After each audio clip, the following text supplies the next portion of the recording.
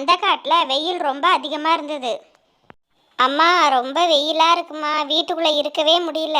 நான் நதிக்கரைக்கு போய் நீச்சல் அடிக்க போகலான் இருக்கேன். அங்கே போய் ஜாலியாக தண்ணிக்குள்ளே விளையாட போகிறேன். ஏ ஜக்கு, அங்கெல்லாம் நீ ஒன்றும் போவேனா, கம்மனு வீட்டிலே இரு. உனக்கு ஒழுங்கா இன்னும் நீச்சல் அடிக்க தெரியாது, நீ போய் தண்ணியில் ஆட போறாங்கறியா? தேவையில்லாம பண்ணாத, கம்மனு வீட்டில் இரு.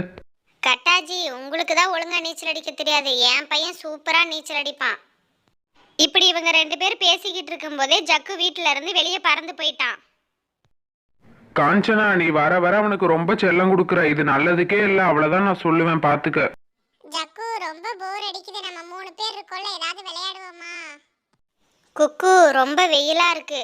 வாங்க நதிக்கரையில் போய் நல்லா ஜாலியாக நீச்சல் அடித்து விளையாண்டுக்கிட்டு வருவோம். ஐயையோ, நதிக்கரைக்கெல்லாம் நான் வரவே இல்லைப்பா. எங்கள் அம்மா அப்பாலாம் அங்கே போகக்கூடாதுன்னு சொல்லியிருக்காங்க.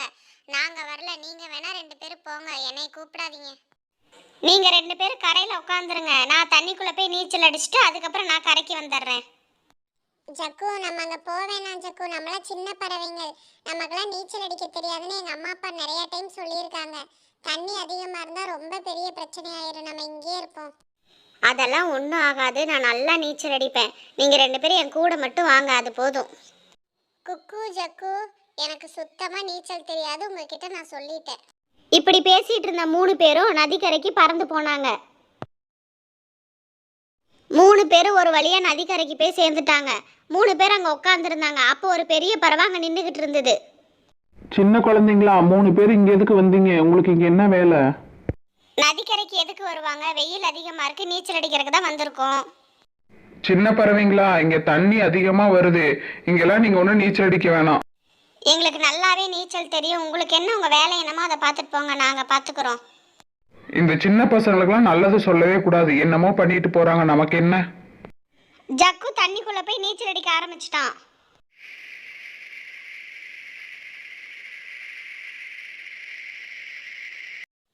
ஏ குக்கு, உள்ள வாடா, செம்ம ஜாலியா இருக்கு. Wow wow, super super, enjoy enjoy enjoy. ஜக்கு குக்கு முன்னாடி வித்த காமிச்சிட்டு நீச்சல் அடிச்சுக்கிட்டு இருந்தான். அப்பா, வெயிலுக்கு சூப்பரா இருக்கு. குக்கு, இவன் நீச்சல் அடிக்கிறத பார்த்தா ரொம்ப பயமா இருக்கு. என்ன இப்படி அடிச்சுக்கிட்டு இருக்கிறான்? 2 பேர் தண்ணிக்குள்ள வாங்கடா, சூப்பரா இருக்கு, ஜாலியா இருக்கு. தண்ணி அதிகமா வந்து ஜக்குவை உள்ள இழுத்துட்டு போயிருச்சு. 2 பறவைகளுக்கும் என்ன பண்றதுனே தெரியல. குக்கு, ஜக்கு போனான்ல, ஆளை காணோம் இன்னும். அந்த பறவை சொன்ன மாதிரி தண்ணி அதிகமா வந்து நம்ம ஜக்குவை இழுத்துட்டு போயிருச்சு போல. நம்ம 2 பேருக்கும் நீச்சல் வேற தெரியாது. நம்ம ஜக்குவை எப்படி காப்பாத்துவோம்? நம்ம வீட்ல போய் என்ன பதில் சொல்லுவோம்? இந்த குக்கு காலையில விளையாட போனா, இன்னும் வீட்டுக்கு வரல. இவனை போய் நம்ம எங்க தேடுறது? ஒண்ணுமே புரியல. மீனுக்குருவி ஜக்குவை தேடி புறா வீட்டுக்கு பறந்து போச்சு. புறாண்ணா, காலையில இருந்து ஜக்குவை எங்கேயாவது பாத்தீங்களா? அவன் இன்னும் வீட்டுக்கே வரல. நான் எங்க போனான்னு ஒண்ணுமே தெரியல. ஜக்கு, குக்கு, இன்னொரு பையன் 3 பேரும் காலையில் நதிக்கரை நோக்கி பறந்து போனாங்க. மீனுக்குருவி, நான் காலையில அவங்கள பார்த்தேன். நீ போய் அங்க தேடி பாரு, இருப்பானுங்க. இப்படி இவங்க 2 பேரும் பேசிக்கிட்டு இருக்கும்போதே கட்டாவும் காஞ்சனாவும் அந்த இடத்துக்கு பறந்து வந்தாங்க.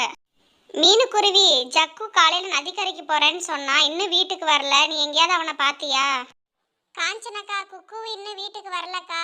நம்ம நதிக்கரையில தான் போய் பார்க்கணும். வாங்க 3 பேர் போய் பார்த்துட்டு வந்துருவோம். இப்படி பேசின 3 பேரும் நதிக்கரை நோக்கி வேக வேகமா பறந்து போனாங்க. குக்கு, நீங்க 2 பேர் மட்டும் இருக்கீங்க, எங்கடா ஜக்குவை காணோம்? ஆமா, நீங்க 2 பேர் மட்டும் இருக்கீங்க. என் பையன் ஜக்கு எங்கடா? அம்மா, அந்த ஜக்குட்ட நாங்க எவ்வளவோ சொன்னோம், தண்ணி அதிகமா வருது, நீச்சல் அடிக்க போக வேண்டான்னு. இந்த ஜக்கு நீச்சல் அடிக்கிறேன்னு தண்ணி வந்து அவனை இழுத்துட்டு போயிருச்சுமா. இப்படி இவங்க பேசிக்கிட்டு இருக்கும்போதே படகுல ஒரு போலீஸ் ஆபீசர் வந்தாரு. என்னம்மா, என்ன பிரச்சனை? எதுக்கு அழுதுகிட்டு இருக்கீங்க? என்னாச்சு? சார், இந்த தண்ணி என் பையனை அடிச்சுக்கிட்டு போயிருச்சாமா சார். எப்படியாவது என் பையனை காப்பாத்துங்க சார். என் பையன் வேணும் சார் எனக்கு. ஏமா, உங்களுக்கு எத்தனை தடவை சொன்னாலும் புரியாதா? சின்ன பையனை தண்ணீருக்கு இடத்துக்கு அனுப்பி வைப்பீங்களா?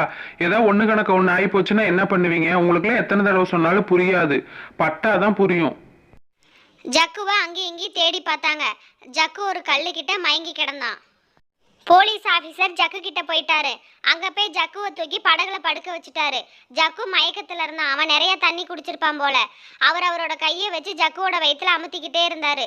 ஜக்கு குடிச்சிருந்த தண்ணி பூரா வெளியே துப்பிட்டான். தண்ணி எல்லாம் வெளியே வந்தோடனே ஜக்கு மயக்கத்துல இருந்து முழிச்சிட்டான். போலீஸ் ஆபீசர் அவனை கரைக்கு கூட்டிட்டு போனாரு. அம்மா அம்மா ரொம்ப சாரிம்மா, உங்க பேச்ச கேட்காம பண்ணதுக்கு எனக்கு நல்ல தண்டனை கிடைச்சிருச்சும்மா. இனிமேல் இந்த மாதிரி பண்ண மாட்டேன், என்ன மன்னிச்சிருங்கம்மா. இந்த கதை உங்களுக்கு பிடிச்சிருந்தா மறக்காம சப்ஸ்கிரைப் பண்ணிருங்க. பை.